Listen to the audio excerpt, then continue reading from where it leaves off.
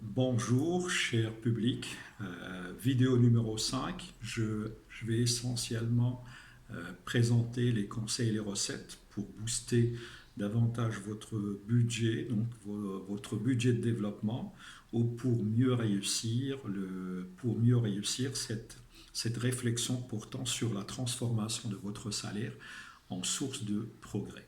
Vous avez remarqué que d'abord, dans un premier temps, j'ai présenté l'origine de cette réflexion, j'ai montré quels sont les piliers sur lesquels je me suis basé pour mener cette réflexion. Donc on a parlé d'un retour sur investissement sur plusieurs matières, savoir l'analyse financière, la comptabilité générale, la comptabilité de gestion, le contrôle de gestion, la gestion budgétaire et le contrôle budgétaire.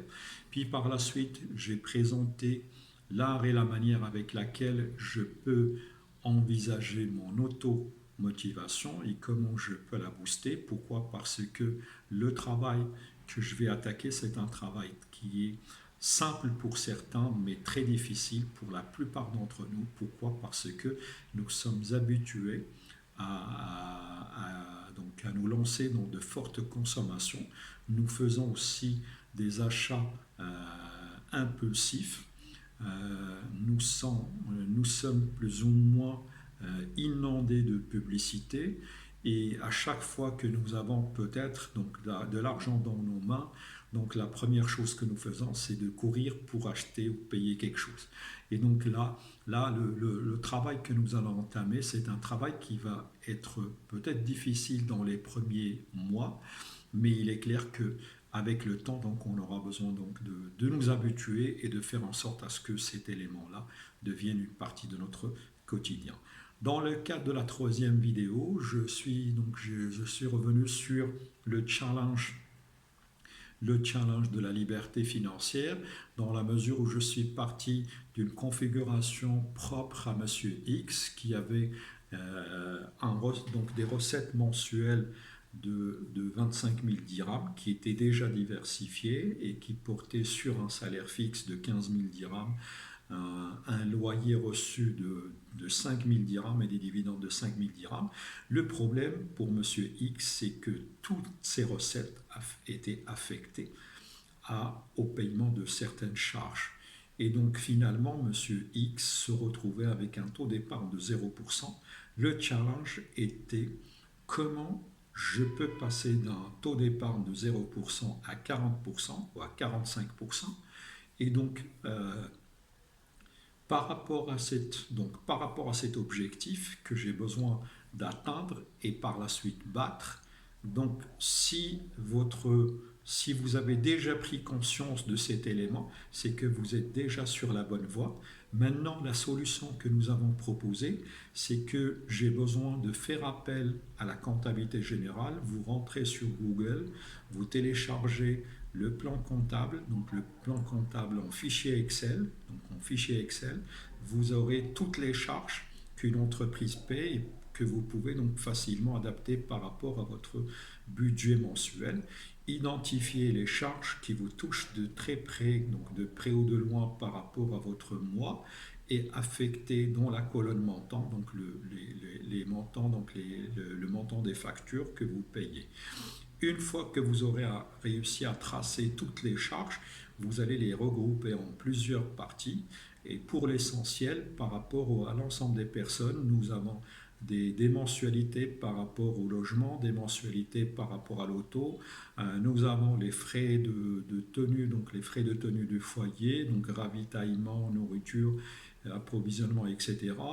Nous avons par la suite des dépenses qui sont propres aux vêtements, donc les vêtements et habits, etc. Nous avons des dépenses propres aux sorties et voyages et nous pouvons avoir un budget par rapport au cadeau. Donc l'essentiel du budget de Monsieur X partait par rapport à la couverture de l'ensemble de ses charges et finalement se retrouver avec un taux d'épargne de 0%. Donc le challenge de la liberté financière, c'est comment je peux passer de 0 à 40 et pourquoi pas donc passer donc directement donc par la suite à 45%. Donc si je veux atteindre un taux d'épargne de 40 ou 45%, j'ai besoin de réduire mes charges mensuelles Et donc la réflexion, c'est d'identifier quelles sont les charges nécessaires et incompressibles que je ne peux pas compresser, que je ne peux pas réduire. Ce sont les charges dont je suis obligé de payer. Donc ce sont les charges sur lesquelles je vais me concentrer. Et je vais essayer de supprimer toutes les charges qui représentent soit un luxe, soit un confort par rapport à la tenue par rapport à la tenue du mois. Et donc, je vais certainement faire des sacrifices, je vais être appelé à faire des choix, mais sachez que ces choix que vous allez faire, ils vont avoir des retombées très positives sur le moyen et le long terme. Donc, je supprime toutes les charges qui ne représentent pas des charges nécessaires et des charges incompressibles. Voilà comment je peux dégager une épargne de 11 250. Cette épargne de 11 250 va être affectée par rapport à des choix stratégiques que je vais faire. Je vais créer 5 comptes, donc un compte par rapport à l'épargne personnelle pour assurer la couverture des imprévus. Deuxième compte, c'est un compte d'indépendance financière qui va me permettre de saisir les opportunités de placement, éventuellement me lancer dans le business à travers la création de ma propre entreprise ou éventuellement intervenir comme actionnaire, fondateur, donc par rapport à certains projets.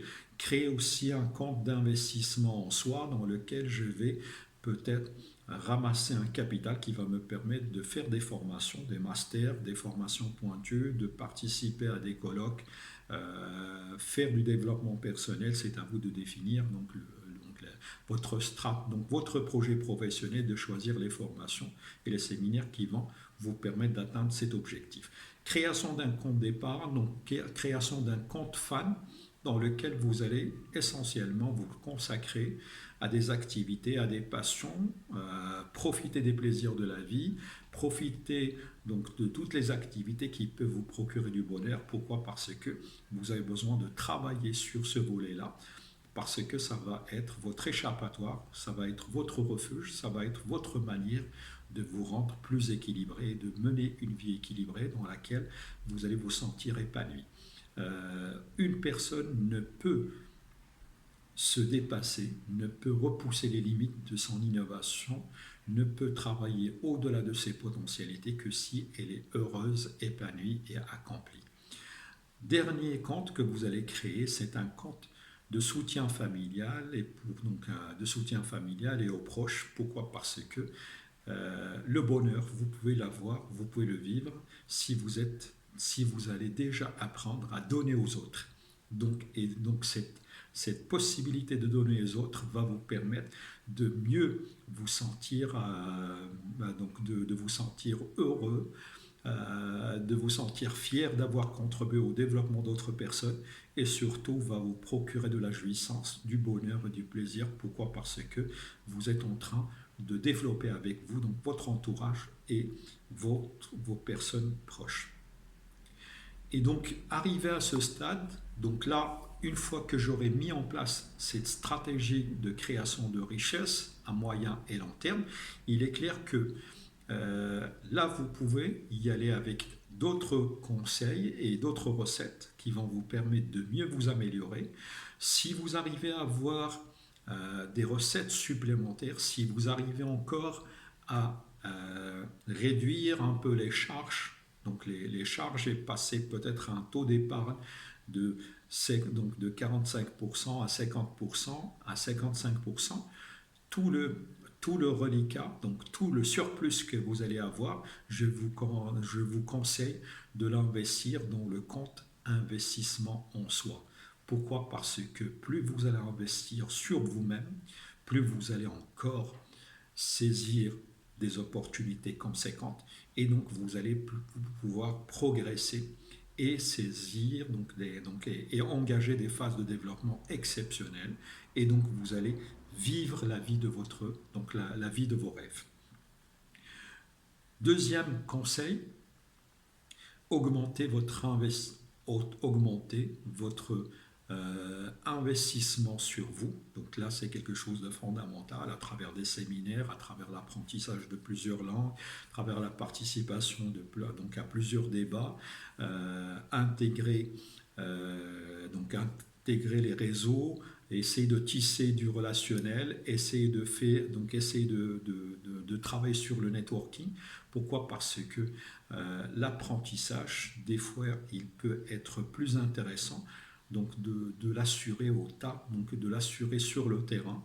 Et la meilleure façon d'apprendre, c'est peut-être d'apprendre d'entrepreneurs qui se sont déjà lancés dans l'aventure, qui ont peut-être connu l'échec, mais aussi connu le succès. Et donc, ce contact avec les personnes va vous permettre de mieux apprendre sur la réalité du monde des affaires et sur la réalité des challenges et des défis auxquels vous allez être exposés. Un autre conseil que je vous recommande vivement, c'est d'apprendre à diversifier vos sources de revenus. Ce point va faire l'objet d'un développement conséquent, Inch'Allah, et ça va être l'objectif des séquences prochaines. Donc je vous promets de vous proposer, Inch'Allah, donc des vidéos portant sur l'art et la manière avec laquelle on peut diversifier nos sources de revenus. Cette vidéo touche à sa fin et je vous donne rendez-vous par rapport à une autre séquence qui va comporter je pense, 4 vidéos sur l'art et la manière avec laquelle on peut diversifier nos sources de revenus. Merci de votre attention et au plaisir de vous lire. N'hésitez pas à commenter, à liker, à inviter donc vos amis, vos proches, donc à intégrer cette chaîne. Ça ne peut qu'être bénéfique de partager avec vous donc des avis. Donc n'hésitez pas à me faire des commentaires, à me poser des questions et éventuellement à me recommander donc des thèmes sur lesquels vous aimeriez donc avoir donc certains éclairages. Merci de votre attention et au plaisir de vous retrouver.